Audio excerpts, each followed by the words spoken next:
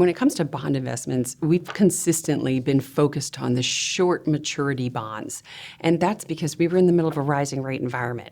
Now that we're coming near the end of that rising rate environment and we're concerned about the economic growth outlook, it's actually time to start pushing some of those maturities out a little bit. We're not saying go overboard and be significantly overweight investing in 10, 20, 30-year bonds. No, but what we're saying is maybe get out a little bit closer to the benchmark. This is because when the economy does start to decline or to go into a downturn, if you have a little bit of maturity exposure in there, it will actually benefit you from a price appreciation standpoint. You can still earn good yield on the short end part of the curve because the yield curve is deeply inverted, where the short-term yields are higher than the long-term yields. But it does make sense to start to push your bond exposure out a little bit. What it doesn't make sense to do yet is to invest in credit.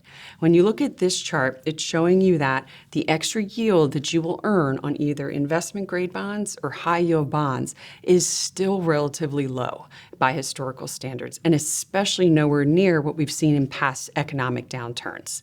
We think that there will be opportunity here, but we're still defensive when it comes to a credit positioning. Stay in your good old plain vanilla government bonds at this point because you're being paid for that. We'll wait to look to add to credit until the economy takes a downturn and then defaults start to pick up and spreads reflect that.